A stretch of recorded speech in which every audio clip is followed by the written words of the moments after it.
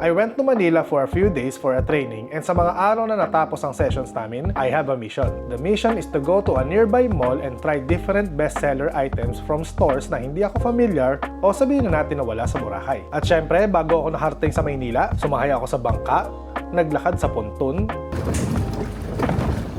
Ano ba naman to? Pakita pa. Sumakay ng eroplano.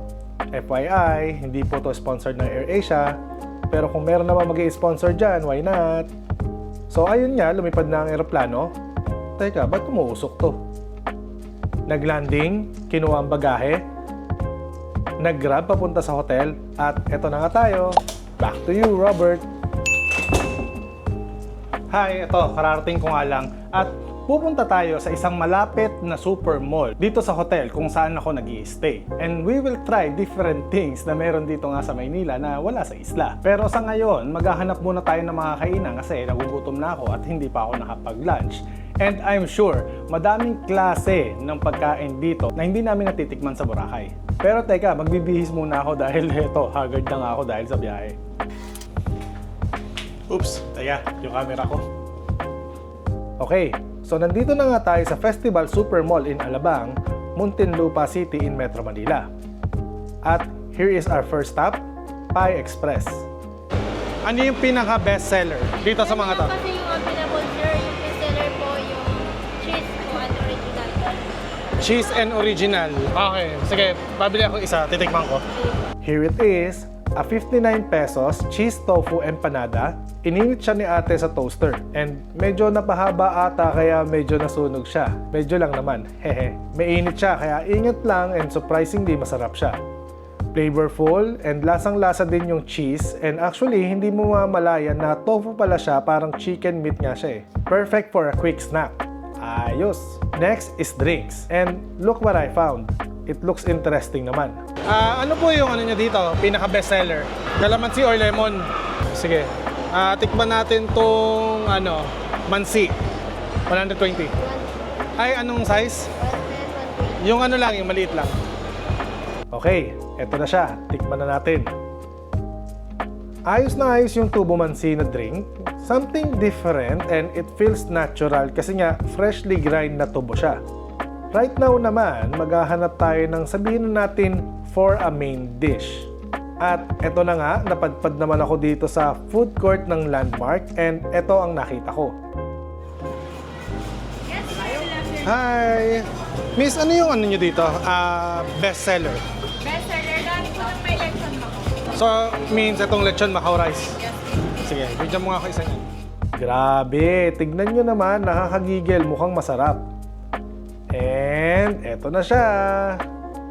May kasama nga din pala siyang chili garlic. Ito siya oh. Konting banlaw ng oil and then matamis-tamis siya. And yep, malasa, malambot, and then yung palang serving ng rice niya is parang pang isa't kalahati. Ayos na ayos. Sulit on 169 pesos. And the real question is, masarap ba? Eto, kayo na po ang mag-judge. Ha ha ha. By the way, for dinner, magte-takeout na lang tayo at iuuwi ko to sa hotel. Maybe a burger or pizza and a piece of dessert na lang siguro. Nadaanan ko tong small tart store na to at mukhang masarap naman siya and interesting. Wow, wow, wow, wow. What? Teka, bago ba yan? Okay, sorry na. Ang tagal ko na kasi hindi nakatikim nito. Mga 3 years ago na yung last time. So, I decided na ito na lang i-take out ko for dinner. So, ito yung ating for dinner. Wow! Ang laki. 110 pesos para sa isang slice nitong combo. Something ng SNR. Ano, speechless? Happy kid na naman, oh.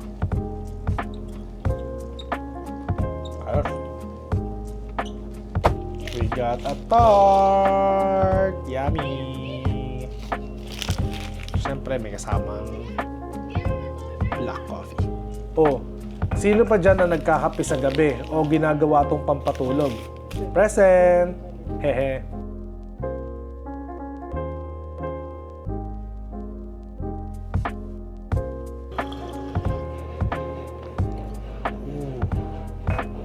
Nice. Sarap siya. To be honest, bitin tong isa, sana pala dalawa yung binili ko.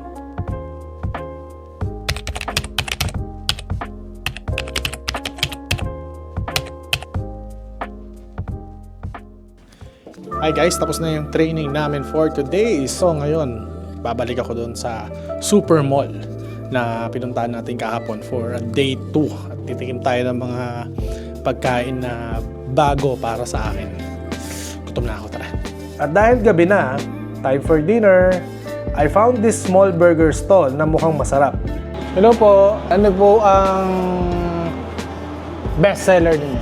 Yung nga po tayo, sir, yan po yung best seller namin. Pero pinakatang po talaga namin, sir, si Champs, sir, sa pang-lasa Okay. Ito. Yes, sir. Okay. Sige nga, try natin yung pinaka-best seller na yan. Okay. Sige, isa nun. Champ's Choice. Okay, here it is. About 10 minutes yung cooking and construction process nila. Wawawi, wawawi. Nice. All I can say is ang fresh niya, juicy yung patty, and maganda din yung texture ng burger bun niya. It holds the whole sandwich together perfectly. Comparable siya actually sa classic burger ng Army Navy. It came nga pala with this apple something iced tea. Sarap din siya. Sarap. And lastly, I met with my friend and his girlfriend and they recommended this ramen resto na honestly speaking, never ko pang na-try. So, why not? Haha. Here it is, the Shiro Ramen. Looks really effing good. Okay, kainan na naman. And pagpasensyahan nyo na ang chopstick skills ko. Hindi ako ramen expert but I would say na masarap siya. Hindi soggy yung noodles, malambot yung pork, malasa and creamy yung sabaw, and yung salt-boiled egg is ayos na ayos. And for the price, super solid dito. Overall, it was a great experience. It is really fun trying all of those, lalong-lalo na it is something na hindi ko o namin natitikman ng madalas. By the way, kung nagustuhan niyo pala tong video na to, don't forget to hit the like button and to subscribe sa channel namin. It's totally free at malaki ang may itulong nito sa amin. Kung gusto niyo pala manood ng iba pa naming contents, just click on the video na lalabas ngayon sa screen. And maraming salamat pala sa lahat na nanonood ng videos namin. And as usual, see you on the next one. Bye-bye!